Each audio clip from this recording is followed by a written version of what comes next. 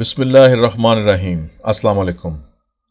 قدرت اللہ شہاب رحمۃ اللہ علیہ کو تصوف کا ویسی سلسلہ کیسے ملا؟ ناظرین کرام، قدرت اللہ شہاب فرماتے ہیں، ایک بار میں کسی دور دراز علاقے میں گیا ہوا تھا۔ وہاں پر ایک چھوٹے سے گاؤں میں ایک بوسیدہ سی مسجد تھی۔ میں جمعے کی نماز پڑھنے اس مسجد میں گیا ہوا تھا تو ایک نیم خواندہ سے مولوی صاحب اردو میں بے حد طویل خطبہ دے رہے تھے۔ ان کا خطبہ گزرے ہوئے زمانوں کی عجیب و غریب داستانوں سے اٹا پڑا تھا۔ کسی کہانی پر ہنسنے کو جی چاہتا تھا، کسی پر حیرت ہوتی تھی، لیکن ایک داستان کچھ ایسے انداز سے سنائی کہ تھوڑی سی رکت طاری کر کے وہ سیدھی میرے دل میں اتر گئی۔ یہ قصہ ایک باپ اور بیٹی کے باہمی محبت و احترام کا تھا۔ باپ حضرت محمد صلی اللہ علیہ وسلم تھے اور بیٹی حضرت بی بی فاطمہ رضی اللہ تعالی عنہا تھیں۔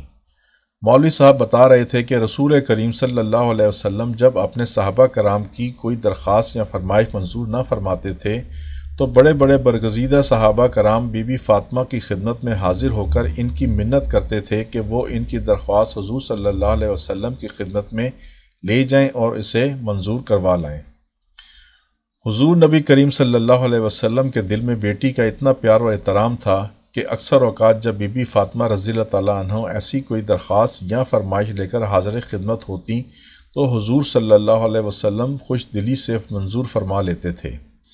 اس کہانی کو قبول کرنے کے لیے میرا دل بے اختیار آمادہ ہو گیا۔ جمعہ کی نماز کے بعد میں اسی بوسیدہ سی مسجد میں بیٹھ کر نوافل پڑھتا رہا۔ کچھ نفل میں نے حضرت بی بی فاطمہ رضی اللہ تعالیٰ عنہ کی روح مبارک کو ایصال ثواب کی نیت سے پڑھے۔ پھر میں نے پوری یکسوئی سے گڑ گڑا کر یہ دعا مانگی، یا اللہ، میں نہیں جانتا کہ داستان صحیح ہے یا غلط، لیکن میرا دل گواہی دیتا ہے کہ تیرے آخری رسول صلی اللہ علیہ وسلم کے دل میں اپنی بیٹی خاتون جنت کے لیے اس سے بھی زیادہ محبت اور عزت کا جذبہ موجزن ہوگا۔ اس لیے میں اللہ سے درخواست کرتا ہوں کہ وہ حضرت بی بی فاطمہ رضی اللہ تعالیٰ عنہ کی روح کو اجازت مرحمت فرمائیں کہ وہ میری ایک درخواست اپنے والد گرامی صلی اللہ علیہ وسلم کے حضور میں پیش کر کے منظور کروا لیں۔ درخواست یہ ہے کہ میں اللہ کے راہ کا متلاشی ہوں، سیدھے سادے مروجہ راستوں پر چلنے کی سکت نہیں رکھتا۔ اگر سلسلہ ویسیہ واقعی افسانہ نہیں بلکہ حقیقت ہے تو اللہ کی اجازت سے مجھے اس سلسلے سے استفادہ کرنے کی ترکیب اور توفیق عطا فرمائی جائے۔ اب ایسی سلسلہ اس سلسلے کو کہتے ہیں جس میں آپ کو کسی ایسی ہستی سے روحانی طور پر براہ راست فیض ملے جو اس زمانے کی نہ ہو بلکہ کسی پہلے گزرے ہوئے زمانے کی ہو۔ اس بات کا میں نے اپنے گھر میں یا باہر کسی سے ذکر تک نہ کیا۔ 6-7 ہفتے گزر گئے اور میں اس واقعے کو بھول بھال گیا۔ پھر اچانک 7 سمندر پار کی میری ایک جرمن بھابھی کا ایک عجیب خط موصول ہوا۔ وہ مشرف بے اسلام ہو چکی تھیں اور نہایت اعلیٰ درجے کی پابند صوم و صلات خاتون تھیں۔ انہوں نے لکھا تھا، "The other night I had the good fortune to see Fatima, daughter of the Holy Prophet, peace be upon him, in my dream.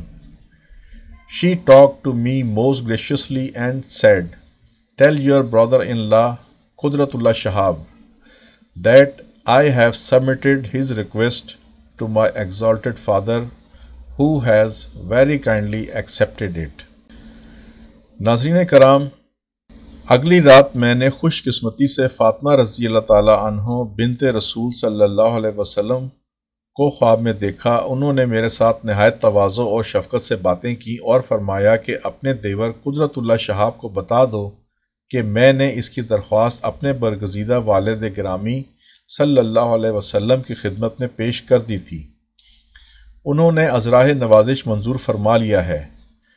یہ خط پڑھتے ہی میرے ہوش و حواس پر خوشی اور حیرت کی دیوانگی سی طاری ہو گئی۔ مجھے یوں محسوس ہوتا تھا کہ میرے قدم زمین پر نہیں پڑ رہے بلکہ ہوا میں چل رہے ہیں۔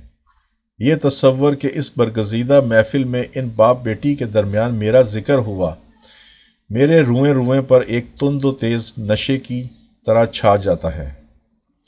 کیسا عظیم باپ صلی اللہ علیہ وسلم اور کیسی عظیم بیٹی۔ 2-3 دن میں اپنے کمرے میں بند ہو کر دیوانوں کی طرح اس مصرے کی مجسم صورت بنا بیٹھا رہا۔ مجھ سے بہتر ذکر میرا ہے کہ اس محفل میں ہے۔ اس کے بعد کچھ عرصے تک مجھے خواب میں طرح طرح کی بزرگ صورت ہستیاں نظر آتی رہیں، جن کو نہ تو میں جانتا تھا، نہ ان کی باتیں سمجھ میں آتی تھیں، اور نہ ان کے ساتھ میرا دل بھیگتا تھا۔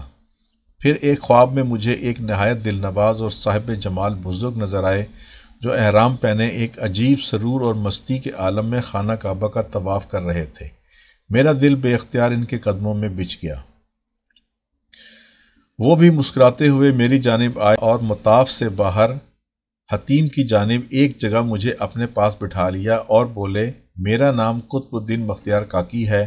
تم اس راہ کے آدمی تو نہیں ہو، لیکن جس دربار گہر بار سے تمہیں منظوری حاصل ہوئی ہے، اس کے سامنے ہم سب کا سر تسلیم خم ہے۔ پھر بزرگ نے کچھ امتحان اور آزمائش دی۔ پھر کچھ عرصے بعد قدرت اللہ شہاب کو روحانی تربیت پر مبنی خطوط ملنا شروع ہو گئے نائٹی کے نام سے، اور یوں قدرت اللہ شہاب کی اویسی سلسلے میں شمولیت ہو گئی۔